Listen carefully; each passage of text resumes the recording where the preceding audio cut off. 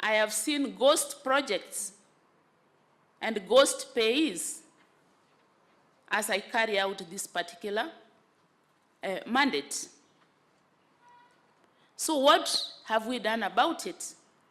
Because as an office, with the few staff that I have, we have to do something at least to mitigate, although we can't say that it is 100% successful. So we have drawn up templates that follow the law to guide those who are requisitioning the funds to ask for the funds in a certain format. These formats are in line with the Public Finance Management Act and regulations, and are also in line with other laws like the Income Tax Act, like, I could say many others. But we have picked all the respective laws and put them in form of a template. And we tell our clients, please put your requisition in this form. Do you think they do that? It's a fight every single day, the source of our corruption. We carry out M&E, that is ground truthing of the reports that we are given.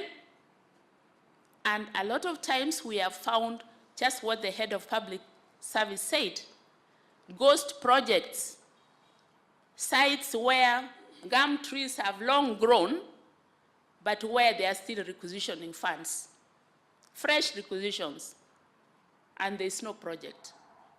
So we have this, and they are in my reports.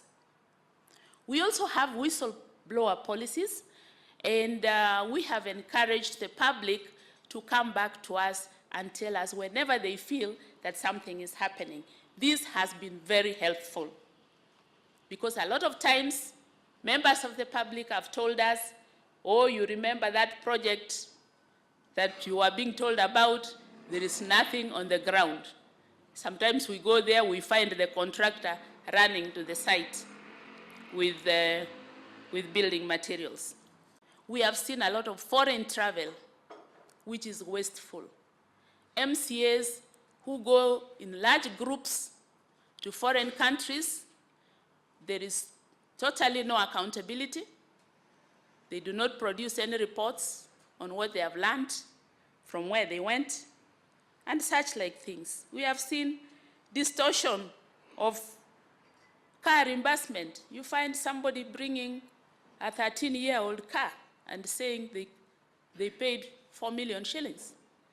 So generally, looking at the way the requisitions are made, you can see a deliberate effort to defraud public funds. So what are we doing about it?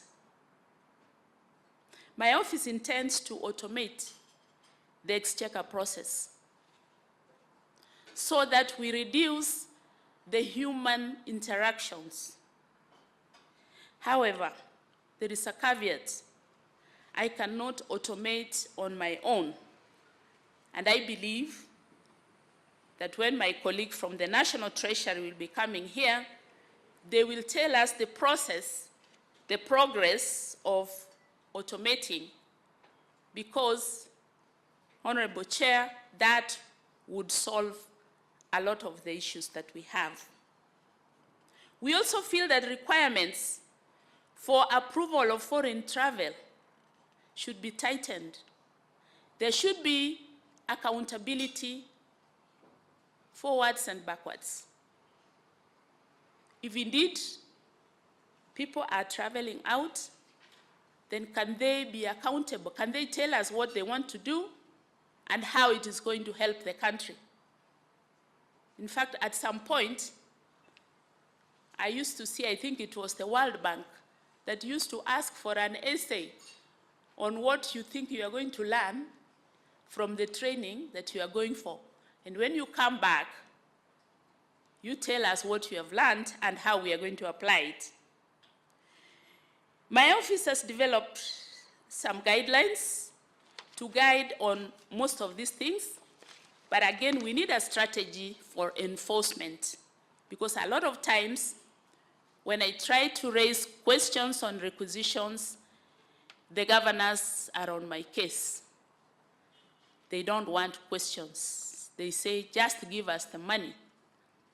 When I ask them how they will account for it, they tell me, we will deal with the auditors, not with you. That, Honorable Chair, has been a big problem. The supporting documentation to access many of these claims are normally defective. And this is something we can work if we have a whole of government approach where we agree that if requisitions are not properly supported, then they do not succeed.